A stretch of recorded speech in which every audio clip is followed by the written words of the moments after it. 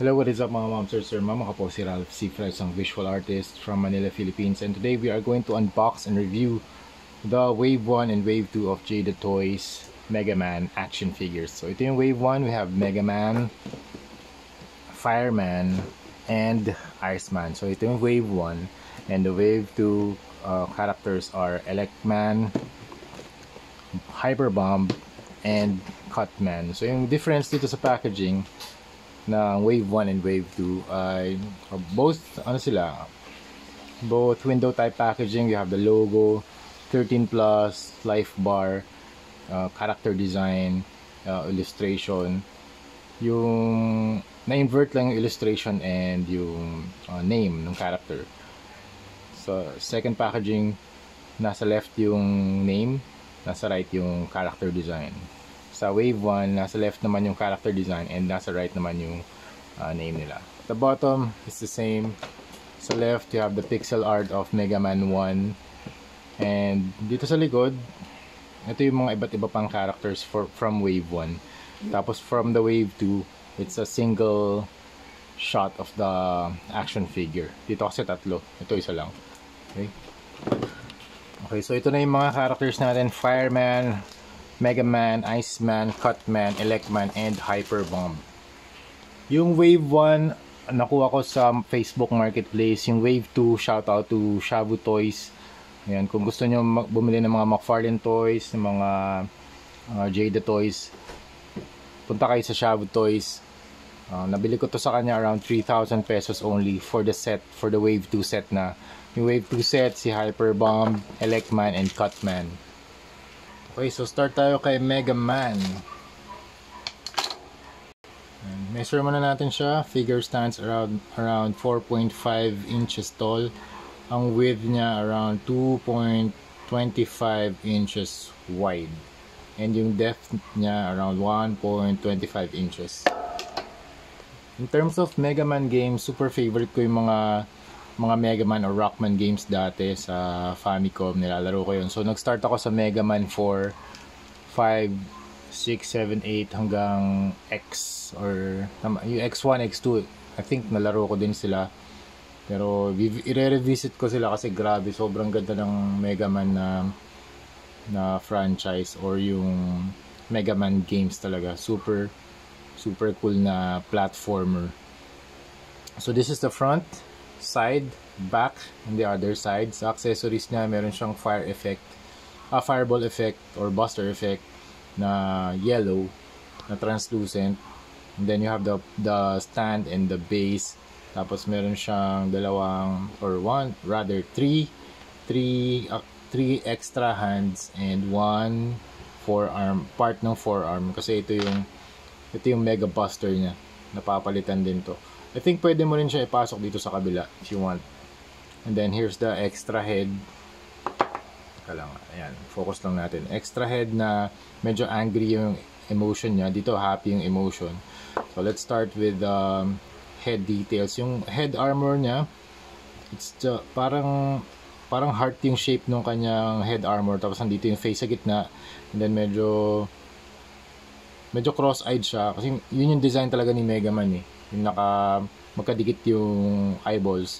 Tapos very large yung white part ng eyes dito. Okay? And then okay naman yung skin tone. It's a medium skin tone. Tapos dito sa kanyang ears, ito yung ear armor niya. Tapos meron siyang red dot sa gitna. Then you have the center part ng armor dito sa forehead. And then parang meron din siyang line dito sa part ng head niya across the helmet. And then you have the blue inner suit, the crotch area, and very wide na feet armor, and also wide din yung kanyang arm na glove part. Ito inner suit, thin lang yung mga inner suit niya. And then this is the Mega Buster, super nice. Then you have the yellow line dito na merong mga division. Tapos dun sa tip, it's the red, meron dyan red part. In terms of paint application, gloss itong mga part na to, head, buster, crotch, arm, and foot. Then matte naman yung matte finish naman tong legs and yung inner, yung chest part niya. Okay, so yung proportion niya, it's a very nice proportion na Mega Man chibi style.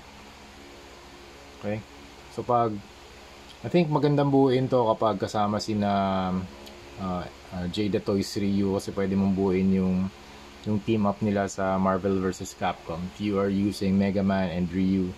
So pwede mo recreate yung mga fighting scenes nila na kinakalaban yung ibang mga characters. Okay, in terms of articulation, up, down, 360. Okay, tapos tilt, yes, very nice. Okay. Tapos 360 din yung arm, outward, double jointed na elbow, ball joint yung kamay. You can extend yung body. Ay, hindi. Yan. Stretch, crunch, tilt. Meron ba tilt? 360, meron din siyang cut dito, meron din cut dito sa my waist area.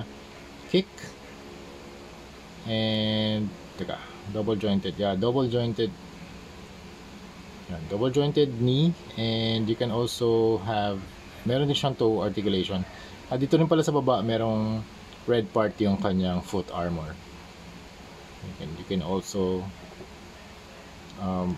lift yung foot like this, that far, kick that far, and back kick that far. So yun yung base, yun yung articulation ni Mega Man. So you can do some really crazy poses with this one, something like this. Look at that, super nice. And then we have, okay, next we have Fireman. I think this is Fireman. Yeah, Fireman. This is very, very cool.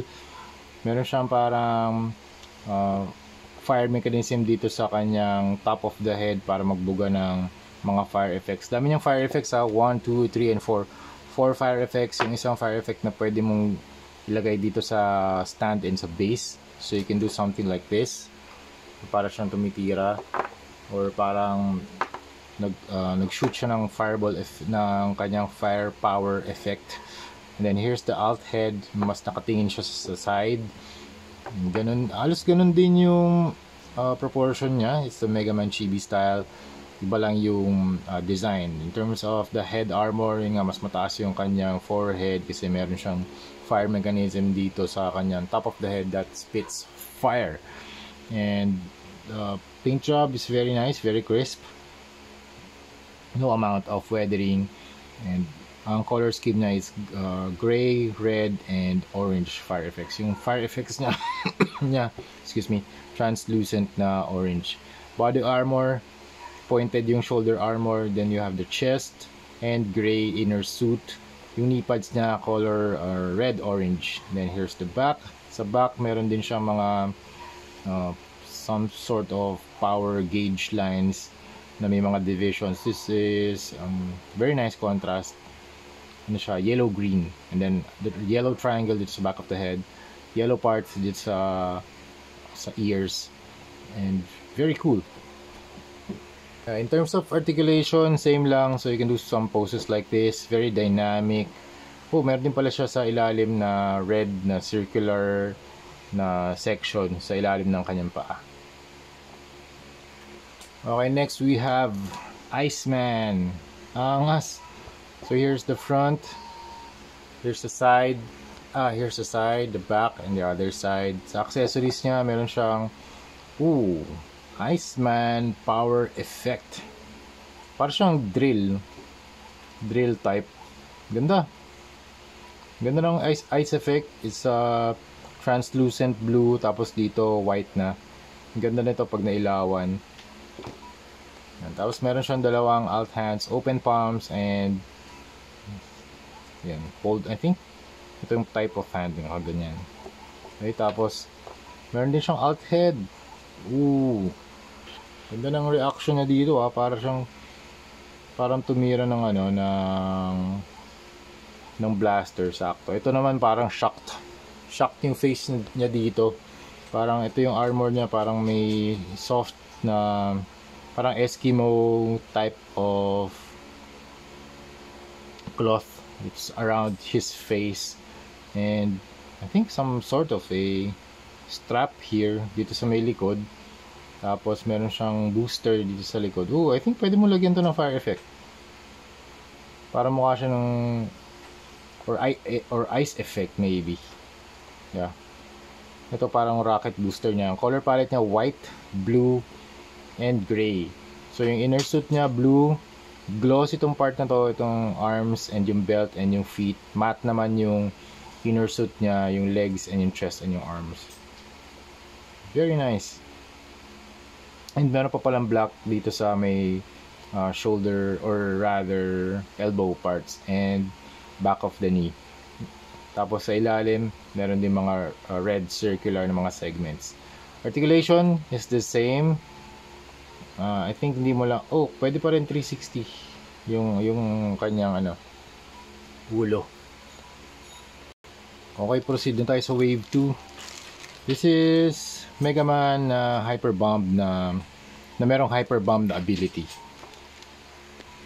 So kapag nakuha niyo siya sa outside of the packaging, yung kanyang arm, makakabit pa yung original arm niya. So tanggalin natin to.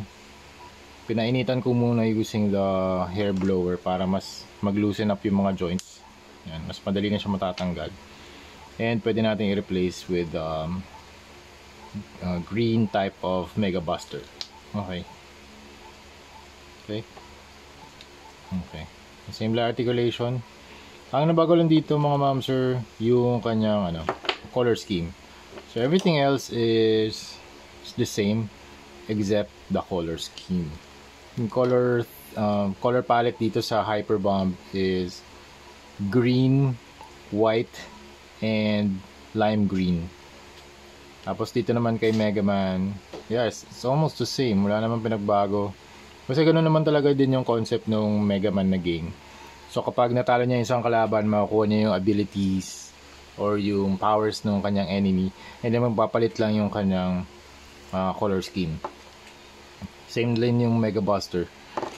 Nga pala, mas detailed lang yung kanyang facial structures at saka yung color ng skin tone iba. So dito mas pale, dito mas may hint ng brown. Okay? So yun lang yung difference niya. And dito rin sa mas angry yung emotion. Dito rin pala bago yung ginamit nilang head sculpt. Teka. Sa Mega Man, mas wide yung, tsaka iba rin pala yung shape ng face. So yung face iba rito. Okay. So dito mas wide yung mouth and iba yung shape ng eyes. Tsaka dito mas sharp yung kanyang print. Mas sharp yung line art niya. Dito mas parang may mga blurry na parts eh. Okay? So that's the difference to Mega Man and Hyper Bomb. Actually ito yung pinakagusto kong effect dun sa sa wave, sa lahat ng characters. Itong sobrang laking bomb na effect. It's a black circular or spherical na na accessory na merong rope and fire spark dun sa dulo. Ganda. Translucent yellow pa yung yung kanyang fire spark effect tsaka rope. So you can do something like this para siyang tumira ng Hyper Bomb. There you go. Very nice. Pwede nyo rin palitan tong kanyang head. Yung alt head niya ito. Mas angrier yung face. Angry emotion. Okay, tapos meron siyang alt hands 1, 2, 3. Same lang dito kay Mega Man. Yeah, I think it's the same. Yep, same lang. So, tabi na natin siya. Next. Okay, next we have Elec Man. Very nice na mask na very nice faceplate with the electricity design here or lightning design here dito sa kanyang forehead. Very large eyes, merong eyelids, eyeballs, and then nakasmirk yung kanyang mouth. Very cool chest, parang pauldron design armor with a lightning icon here sa kanyang chest. Color scheme niya, black, yellow, white, gray, green, and orange, and yellow. Meron siyang yellow stripes dito sa kanyang arm. Bodysuit ay orange, pants color black, and you have very large feet for stability. Yellow feet, tapos red or yellow orange yung kanyang knees. Meron din siyang yellow circular section here sa ilalim ng kanyang feet. In terms of articulation, it's always the same as the original Mega Man action figure. Tapos in terms of effect, meron siyang electricity effect na pwede mo, I think pwede mo siyang ilagay dito sa arm. Something like this. Okay? Okay, para siyang tumitira. Okay, I think mas maganda kung ito yung kanyang face. Yung kanyang face, ang ganda ng reaction, ng emotion niya dito Nakatingin siya sa side, and then open yung kanyang mouth. Okay, maganda rin yung paint job. Ang glossy parts nito, yung black and yellow. Everything else is matte. And then we have Cutman. Super nice ng design ng Cutman. So you have the scissors here at the top. Very medyo hindi naman pala siya super sharp, pero mag-ingat na lang din kayo. So functional siya, pwede niyo siyang iikot, and pwede niyo rin i-detach and ikabit dito sa alt head niya. Yung alt head niya, yung emotion, medyo silly. Mas nakababa yung kanyang eyelid, and nakatingin siya dito sa left part niya. Then open yung mouth. Meron siyang cup handle like na ears, and then meron din siyang parang line dito across the head armor. Dito medyo sad yung ano niya, yung mouth niya, and almost half closed yung kanyang eyes. Then magkatabi yung eyeballs. Maganda rito sa mga figures nito, pwede mo i-swap yung mga yung head nila.